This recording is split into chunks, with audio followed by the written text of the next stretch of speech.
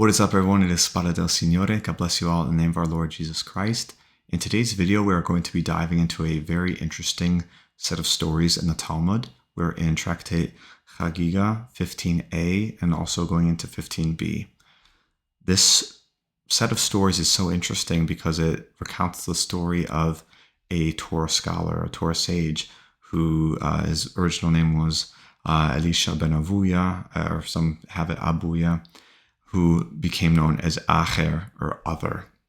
So it's a story of this Torah sage who basically became a heretic and what his fate was after death, and this whole interesting thing that weaves in with this two powers theology. You know, if you've heard of Dr. Michael Heiser, this was a big thing that he talked about, sharing with Christians that, hey, this was a part of Judaism at a certain time.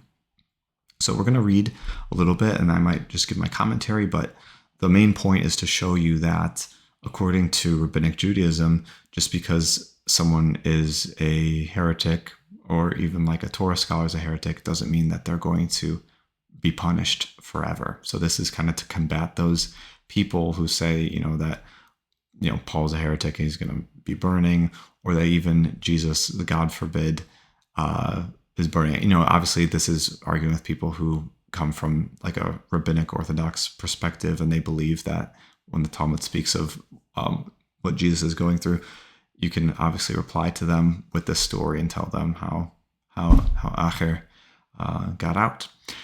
So anyway, let's start. So the Gemara stated earlier that Acher chopped down the saplings, aka becoming a heretic. So this is talking about the story of the four who entered Pardes, or who entered the orchard. So this was like a story about how they entered into some kind of meditative state or some kind of mystical experience, and how each one of them had a different thing. One of them, you know, died instantly. Another one was unscathed. I believe that was Rabbi Akiva. And then another one became a heretic. They're talking about Acher. I think another one went crazy. I forget about the other one. But anyway, that's what it's talking about. Chop down the saplings means becoming a heretic. And it's talking about how he became a heretic after this vision. With regard to him, the verse states, "Do not let your mouth bring your flesh into guilt." The Gemara poses a question. What was it that led him to heresy? He saw the angel Metatron, who was granted permission to sit and write the merits of Israel.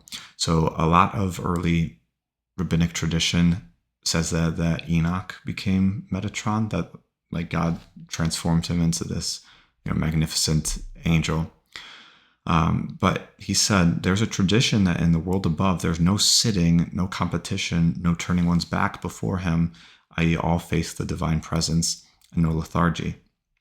Seeing that someone other than God was seated above, he said, perhaps the Gemara, and then it says the Gemara here interjects, heaven forbid, there are two authorities, aka two powers in heaven. And there's another source of power and control of the world in addition to God. Such thoughts led Acher to heresy. So Acher is in heaven, and he sees somebody sitting down, which is something that, you know, only God does. You know, so and especially he's not facing where, you know, God is, like everyone's facing towards God, and so he sees someone who's sitting down and facing him, so he thinks, you know, this is basically the second power in heaven, and so that's what led him into heresy. The Gemara relates, they removed Metatron from his place in heaven and smote him with 60 rods of fire. So it's interesting. So this Pulse Denora there's some kind of Kabbalistic curse, like a death curse that some people have done. Specifically, it's been in like Israeli politics. Like sometimes these ultra-Orthodox rabbis will basically cast this death curse, the Pulse Denora, on this person, and to kill them basically, so that others would not make the mistake that Acher made. They said to the angel, "What is the reason that when you saw Elisha ben Avuya, you did not stand before him?" Despite this conduct, since Metatron was personally involved, he was granted permission to erase the merits of Acher and cause them to stumble in any manner. A divine voice went forth saying, "Return, rebellious children, apart from Acher." Upon hearing this, Elisha ben Avuya said, "Since that man," meaning himself, "has been banished from that world, let him go out and enjoy this world." Acher went astray. He went and found a prostitute and solicited her. She said to him, "And are you not Elisha ben Avuya? Shall a person of your stature perform such an act?" He uprooted a radish from a patch of radishes on Shabbat and gave it to her to demonstrate that he no longer observed the Torah. So this is also kind of what it means to kind of to cut the saplings, I believe is what the word used, because he did something forbidden on Shabbat and uprooted this plant. The prostitute said, "He is other," which is what Acher means. He is not the same Elisha ben Avuya. He is Acher, or other. Now, this is where it gets interesting. This talks about, after his death. The Gemara relates, when Acher passed away, the heavenly court declared that he should not be judged nor brought into the world to come. He should not be judged in a manner befitting his deeds, because he occupied himself with Torah, whose merit protects him. And he should not be brought into the world to come, because he sinned. Rabbi Meir said, "It is better that he be judged properly and be brought into the world to come. When I die, I will request this of heaven, and I will cause smoke to rise up from his grave as a sign that he is being sentenced in Gehenna." The Gemara relates, when Rabbi Meir passed away, smoke rose up from the grave of Acher, implying that Rabbi Meir's wish was granted. Rabbi Yochanan said, "Was this a mighty deed on Rabbi Meir's part to burn his teacher? Was this the only remedy available? Can it be that there was one sage among us who left the path and we cannot save him? If we hold him by the hand, who will remove him from our protection?" Who? Rabbi Yochanan continued and said, "When I die, I will have the smoke extinguished from his grave as a sign that he has been released from the sentence of Gehenna and brought to the world to come." Indeed, when Rabbi Yochanan passed away, the smoke ceased to rise up from the grave of Acher. A certain eulogizer began his eulogy of Rabbi Yochanan with the following: "Even the guard at the entrance could not stand before you, our rabbi. The guard at the entrance to Gehenna could not prevent Rabbi Yochanan from arranging the release of Acher." So we see Rabbi Meir basically said, I want him to get punished, now for a little bit so he can get out and, go to heaven, basically. And now Rabbi Yochanan, I guess, secures his release. So what you see is Acher apostatized according to his contemporaries, and he was, let out of hell. So, even if you have someone like, obviously, God forbid, I do not believe this at all, but even if you have someone like Paul or Jesus, according to Rabbinic Judaism, Paul is definitely a Torah scholar. The Talmud even quotes halachot from Jesus. If you'll read in certain places, there was a discussion about where Jesus teaches a halakha about if it's proper for a prostitute's wages to be used in the temple for like the toilet area. So that seems like he's a Torah scholar too, right? According to Rabbinic Judaism, I'm saying. So maybe someone could get him out. Interestingly enough, I have a short little clip to show you of someone who speaks about Rabbi Nachman of Breslov trying to do just that. So you can watch that right now. His great-grandson, Rabbi Nachman, was also tried to elevate the sparks of the other religion. That's why many of the greats of his great